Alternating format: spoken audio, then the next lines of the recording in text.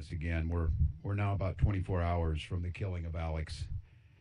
And during that time of everything that's happened, I hope everyone's taking away a picture of a life of generosity, service-oriented, and his life's coming into clear focus. I had the privilege of talking with Michael and Susan, Alex's parents, yesterday, and the heartache in the hours after your son's murdered in front of the world is one thing, but what stood out to me was a parent's desire and their passion to make sure that the story of Alex was told. Someone who went to work to care for veterans, someone who was a valued coworker, someone who relished and lived in this state in a big way, whether it was outdoor activities or being down there on the street as a First Amendment witness to what ICE is doing to this state. So once again, to Michael and Susan, when I talk to these parents, it's always in deep confidential conversation. In this one, though, Michael was very clear to me. He said, don't let them forget Alex's story. The world knows how he died. He died at the hands of ICE agents on the streets of Minneapolis. They want us to make sure we said how he lived. So to Michael and Susan, our deepest sympathies, but you have my commitment to continue to tell that story. So now we've got 2 Minnesotans dead. We didn't had time to start telling Renee's story of a poet and a mother and a bright spirit, and now we're telling Alex's story. So my question is, what's the plan, Donald Trump? What is the plan? What do we need to do to get these federal agents out of our state? You thought fear, violence, and chaos is what you wanted from us, and you clearly underestimated the people of this state and nation. We are tired, but we're resolved. We're peaceful, but we'll never forget. We're angry, but we won't give up hope. And above all else, we are clearly unified. If it was the intention of Donald Trump to make an example of Minnesota, then I'm damn proud of the example that the world's seeing. We believe in law and order in this state. We believe in peace. And we believe that Donald Trump needs to pull these 3,000 untrained agents out of Minnesota before they kill another person. And we're up here telling another story of a Minnesotan just trying to live their life without the interference. To Americans who are watching this right now, and I don't know, maybe you're watching it with curiosity, bewilderment, horror, scorn, or sympathy. I've got a question for all of you. What side do you want to be on? The side of an all-powerful federal government that can kill, injure, menace, and kidnap its citizens off the streets? Or on the side of a nurse at the VA hospital who died bearing witness to such government? Or the side of a mother whose last words were, "I'm not mad at you"? The side of tens of thousands of peaceful citizens who showed up to march when the wind chill was 40 below because they love this state and they love this country. You're allowed to decide at any point that you're not with this anymore. If you voted for this administration, heck, even if you thought Operation Metro Surge was a good idea, sounded like the thing to do a month ago, you're still allowed to look at what's happening here in Minnesota and say, this isn't what I voted for and this isn't what I want. I ask you not to stand by idly. Speak out, share what you're seeing, and urge others to put politics aside. We're no longer having a political debate. We're having a moral debate. We all want secure borders and immigration enforcement that prioritizes criminals. And I want to thank the press, especially the local press, who has done a deep dive to show that's exactly what Minnesota does. But what you're seeing is not common sense, lawful, or humane enforcement. That's not what this occupation is about.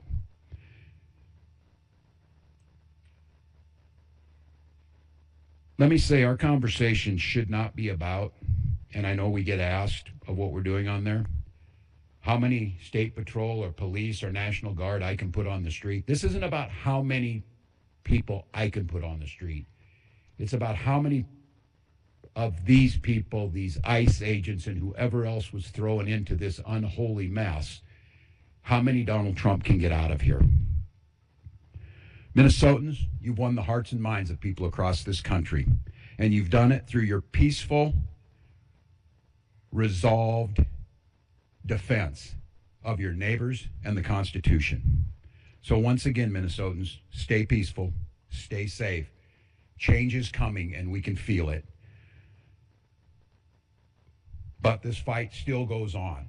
And I'm just glad today to be joined in person, because it's someone who's been at the side of Minnesotans throughout this and through every other thing we've gone through over the last 7 years. Someone who we describe as the people's lawyer, someone who is fighting this battle for the Constitution, for the safety of Minnesotans in courts every single day. I want to give this over to Attorney General Keith Ellison to talk a little bit about what's going on with the state on some of the lawsuits and what our expectations are in the coming days. Attorney General. Thank you, Governor. Governor Walz, thank you for your excellent leadership during this very, very difficult time. This unprecedented time, Governor, because quite honestly, there's never been a deployment of immigration agents this size in the history of the United States. There have been times in American history where they've deported a lot of people, but a concentrated deployment of ICE agents in one state in one period of time is unprecedented. And therefore, there's no playbook. And therefore, nobody knows exactly how to deal with this situation, but it is unique and particularly puzzling, given that Minnesota does not have the highest immigration in the United States, given that Minnesota has a very, very professional community of law enforcement professionals who are taking care of the safety of our state, given the fact that the Department of Corrections, pursuant to state law, hands over people who ICE is looking for and they have proper paperwork for. Given all of that, this is a very curious situation and would reasonably lead someone to ask why. So let me talk about Alex Preddy. Alex Preddy was a nurse at the VA. I happen to have a son who's 31 years old, who spent 5 years in the United States military as a combat medic. But toward the end of his deployment and the end of his service, he wanted to go into nursing, and so he did. And ended up getting an RN degree and works in the healthcare system here in Minnesota. And when he was at work today and last night, he said, look, my colleagues were crying and in tears, and they took this hit to one of their own very personally. And he said, I did too. He said, I didn't find myself shedding tears, but I could have, because I just was brokenhearted, because I know the service that he and the love and compassion he puts into taking care of the people he took care of at the VA. So, an intensive care nurse, a kind, compassionate person to friend and family, described by coworkers as the first person who would jump in to help. And he was our neighbor, and he should still be with us right now. So let me just note that Superintendent Drew Evans of the BCA, another exemplary professional in our state, he is the BCA is the state's investigative agency, and it is their job to investigate crime. They have a specialized unit to investigate the use of force cases. They arrived on site after the shooting and were refused access. They then secured a judicial warrant, a warrant signed by a judge, which has never been needed before, and were still refused access. This is uncharted territory. Now, friends, this comes at the tail end of other offenses, like a shooting in North Minneapolis and another homicide in South Minneapolis, Renee Nicole Good, where they also were denied access to the scene, and investigators are, to this moment, still being denied access to the investigative file.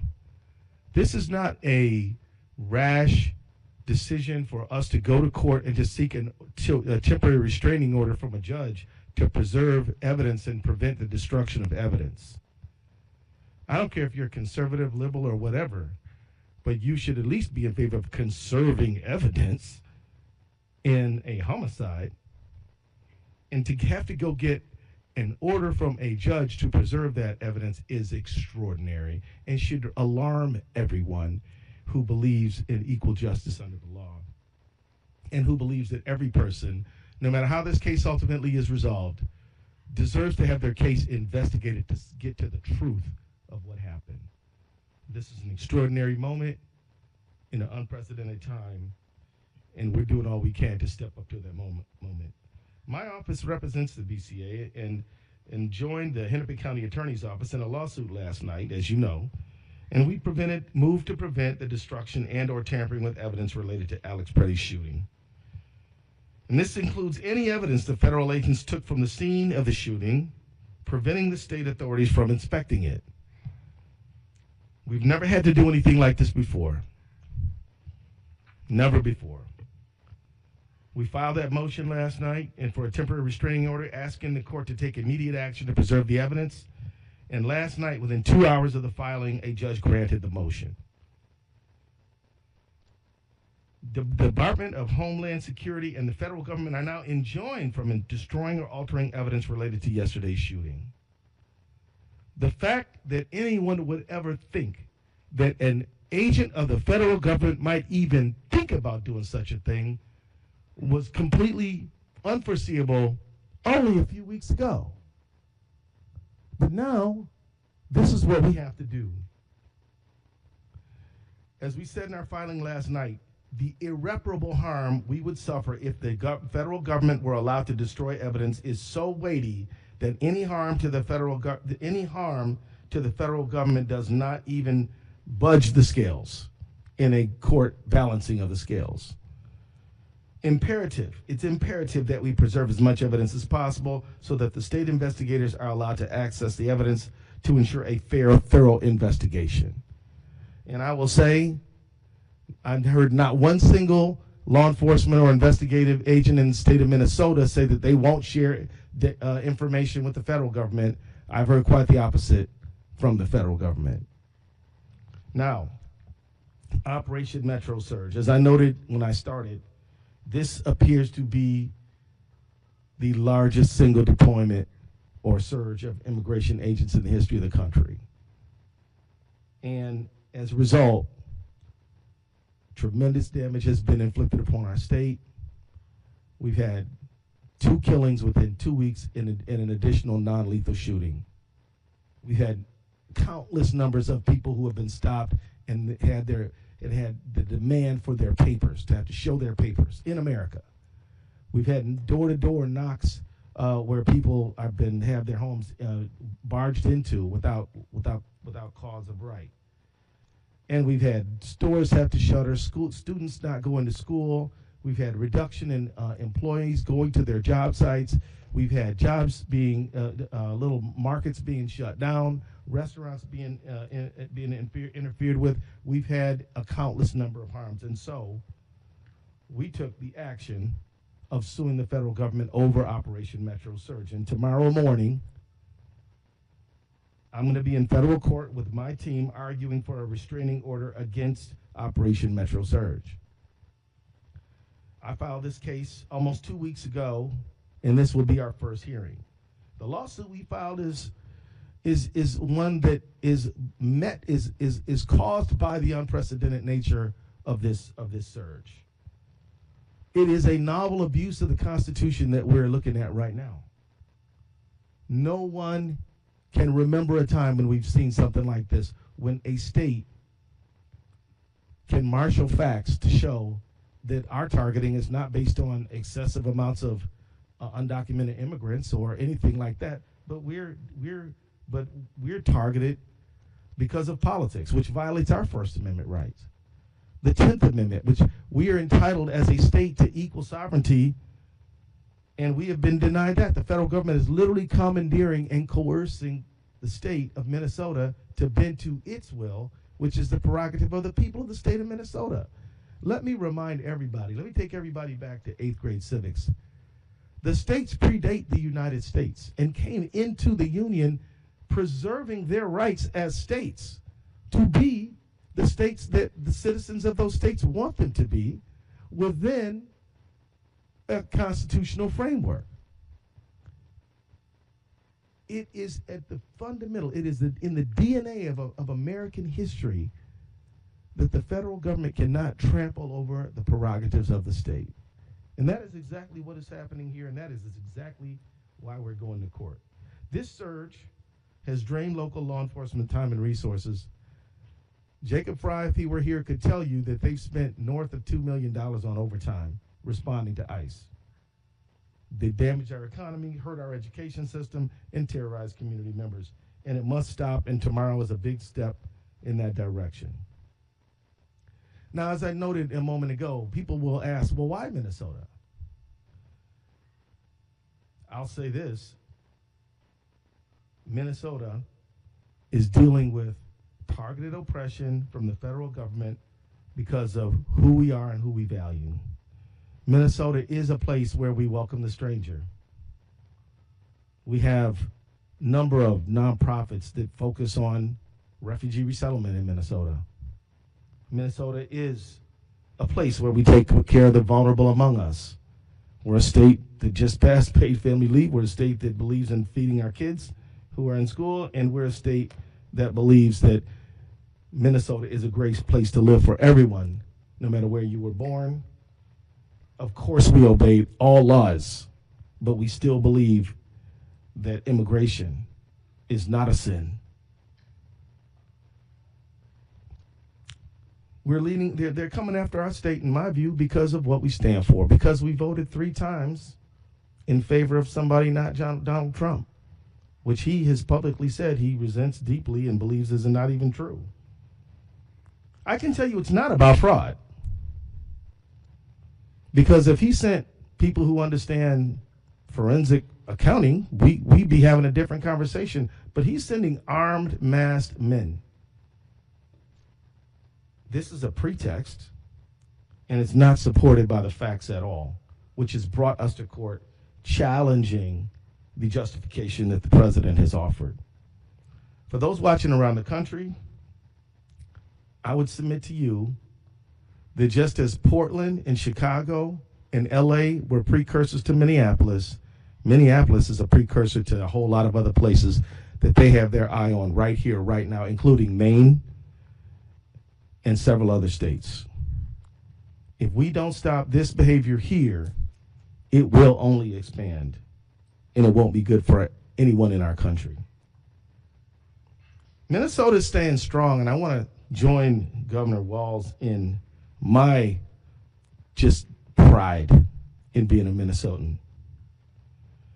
No football game victory could ever make me feel as good about our state as I do about people standing up, helping their neighbors, engaging in mutual aid, giving each other rides different places, making sure that there's enough groceries, protesting, using their First Amendment rights. This state has a lot of spirit.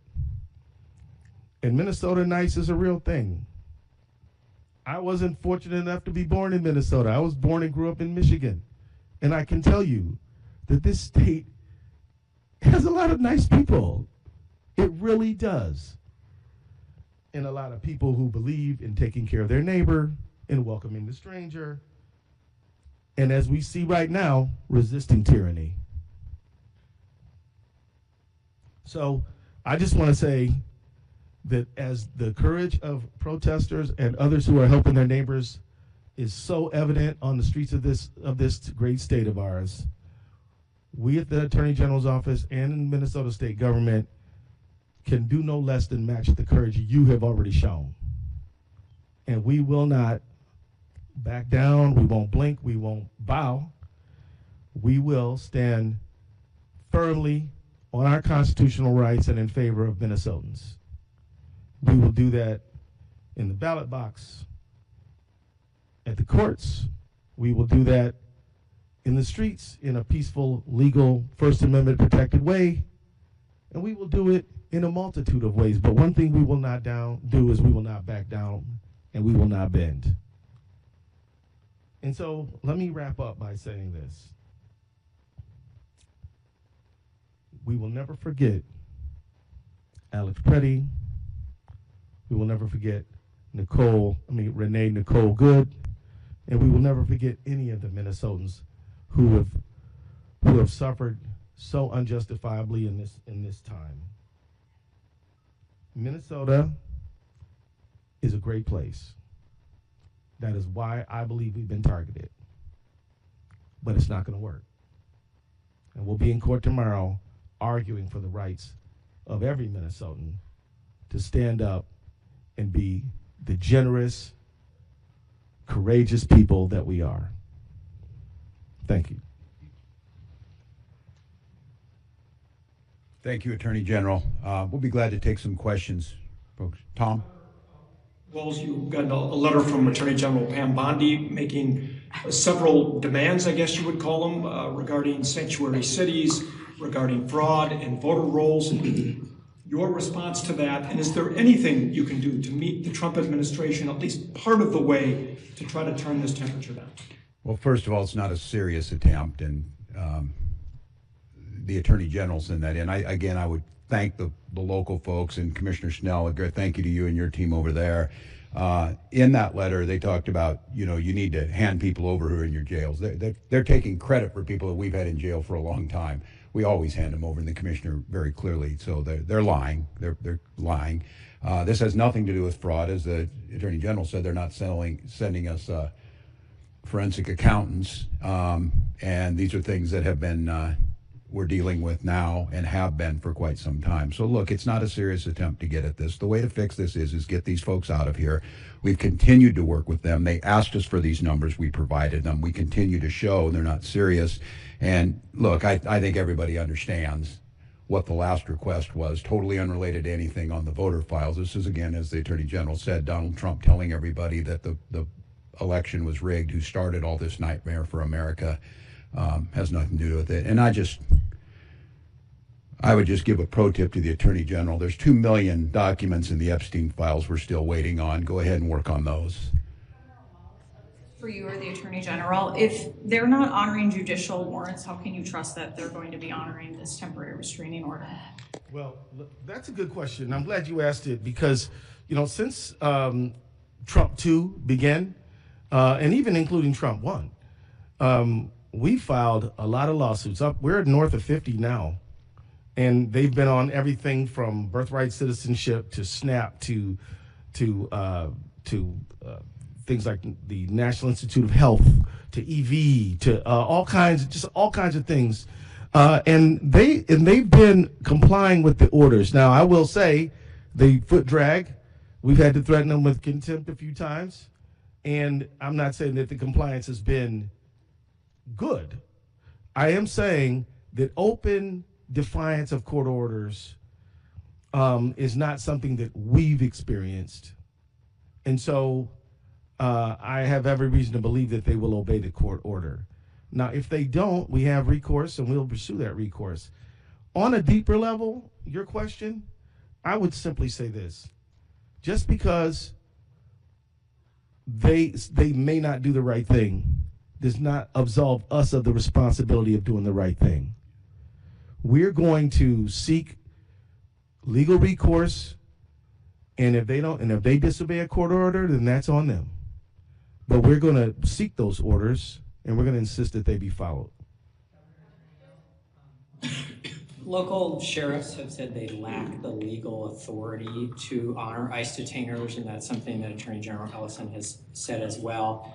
They lack the authority under Minnesota law. Is that an authority you could just give them? Could you pass a law? Yeah.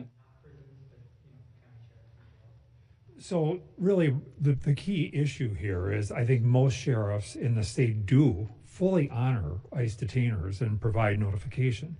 The issue becomes when they have a lawful reason to be released, bail, released by judicial order. The jail cannot hold that person beyond that point in time. That's the fundamental issue. There is not a lack of cooperation. There is just some legal boundaries. We've had some conversations with ICE about this. We think that there may be some things that could be worked out, but I don't think that's the core issue that we're really dealing with here. Can I simply say that it puts Minnesota in a very difficult position, because if such a person were held beyond a period of time when the state court has the authority to hold them, then the state court is exposing itself to liability. So ICE just has to show up and do its job. That's the fundamental question here. And that's the fundamental argument they keep making. We cooperate. We don't do their job. You saw it this week with rural, conservative Cottonwood County.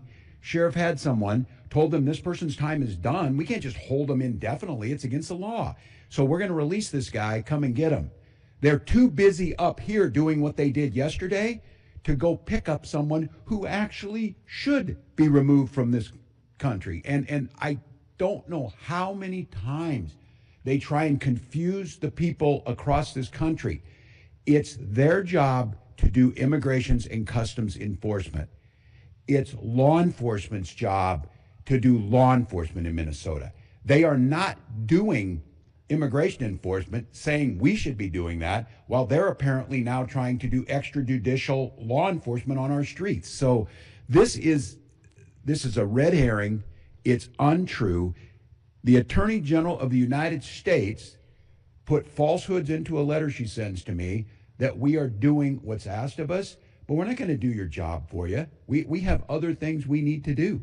Attorney General, how concerned are you, getting back to the evidence in the Preddy case, that you might not get access to his camera footage and that you might not get to the bottom of whether he was carrying an ID or not? I am deeply concerned about the preservation of evidence, which is why we went to court last night. But I have faith in Judge Tonsrud's order that it will be followed, and I can tell you that Minnesota officials are going to do everything we can to get to the truth. And again, as a prosecutor, I am not allowed to say what the final outcome is going to be. We have to get the evidence and find out. But if you're asking me, Tom, if I'm concerned, you better believe I am concerned. But look, they've got the order. Now they're going to defy the court if they don't follow it. You met with Vice President Vance when he was in town on Thursday, I understand. I did. Can you tell us about what the tenor of that meeting was? His goal was to turn down the temperature. 2 days later, there was this shooting. Well, I guess it didn't work, huh? I mean, here's the thing. Governor Walz and I were in Congress together for 12 years before both of us went to go serve in the state government. We're used to talking to these folks. Why not see if there's something that can be arrived at? I can tell you that it was a polite meeting. I can also tell you that I walked out of there thinking that we probably weren't going to get anywhere. Because quite honestly, a few hours late, not even hours, a few minutes later, he just got up there and just articulated the same talking points he made to me in the meeting. I tried to correct him. He didn't want to hear that. And so I'm like, well, welcome to Minnesota. Thank you very much. You both of us have things to do. So see you later. And I left. It was cordial enough, but it was not fruitful. But look, I just think that, and I'm sure the governor agrees, if you can try to talk to somebody sensibly, we do. But that one didn't get where we had hoped. Yeah, Lauren Gurley here from the Washington Post.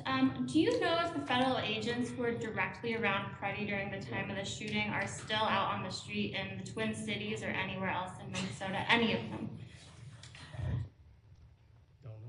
Don't know. They don't talk to us. They don't tell us. They don't. And, with the BCA being denied access to the scene after getting a warrant, is there recourse for them that way, or do you feel that this restraining order that you obtained requiring the federal government to preserve evidence is that recourse? So there are certain legal strategy decisions that I'm not at liberty to just go on about in a meeting like this one. What I can tell you is that both the warrant and the TRO are evidence of our resolve. And we are going to get to the truth of what happened to Mr. Alex Preddy and to the truth of what happened to Renee Good. And that's what we're pledging. And we're going to use every legal means to do that. So I can't tell you, I'm not at liberty to tell you what you're asking me, but I am here to assure the public and who's listening that we are going to get to the truth of this matter, and we won't be deterred and we won't be denied. Gibson, we did see BCA agents at the shooting scene this morning. Can you confirm what they were doing there? Absolutely. The question was about whether or not the BCA agents were on the scene of the shooting this morning, and they were, and they were continuing to collect evidence that they've seen. They're also doing some canvassing of the neighborhoods. I don't want to get into any more of the investigative process on this, but at the BCA, we are going to continue to investigate this shooting based on whatever evidence we're able to get, and we appreciate the Attorney General assisting us with the temporary restraining order to make sure that the federal government is retaining evidence that will be available, we would assume, to us at a later time. But the investigation will not pause. We are continuing to work on anything and everything that we possibly can. I'm just going to close. I'm going to close with one thing that I promised the parents with Michael and Susan.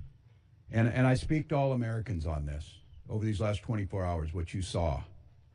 You're now knowing more about this young man. Beloved by his family, accomplished ICU nurse, skillful in ability to work with veterans, someone who's beloved by community, no criminal record, lawful firearms owner. And you know what you saw. And then you heard the most powerful people in the world, certainly in this country, President, Vice President, Greg Bovino, Kristi Noem, narrate to you what you were looking at, that this was a domestic terrorist, crazed, running at law enforcement with the intent to kill massive numbers of them, sullying his name within minutes of this event happening, and then closing the crime scene, sweeping away the evidence, defying a court order, and not allowing anyone to look at it. I don't care if you are conservative and you are flying a Donald Trump flag, you're a libertarian, don't tread on me, you're a democratic socialist of America. This is an inflection point, America. If we cannot all agree that the smearing of an American citizen and besmirching everything they stood for and asking us not to believe what we saw, I don't know what else to tell you. This has to be the moment.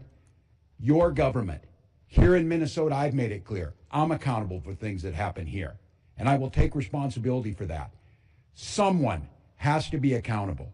Someone has to hold the final decision on this. And sitting behind a keyboard at 2 a.m. and besmirching a VA nurse and a son and a coworker and a friend is despicable beyond all description. This is not, we need to see both sides. This is not, we need to wait for this. This is basic human decency. And at this point in time, I'm just asking, try for a moment to set aside the political side of it and go back and ground in the humanity of this. This family has gone through enough, and to have the most powerful man in the world drag their dead son with absolutely no evidence and gaslight the entire country, this is enough. And I would say, President Trump, you can end this today. Pull these folks back. Do humane, focused, effective immigration control. You've got the support of all of us to do that. Let our law enforcement continue to do what they do, making Minnesota one of the safest states in the country, one of the best places to live. Allow our children to go back to school. We have got children in Minnesota hiding in their houses, afraid to go outside. Many of us grew up reading that story of Anne Frank. Somebody's going to write that children's story about Minnesota. And there's one person who can end this now. And I'll go back to it again. Please show some decency, pull these folks out, reset this situation, and allow us to do the job that the Attorney General, myself, we're elected to do: protect the people of Minnesota and carry out the laws of Minnesota. We'll be back with you when we get more information.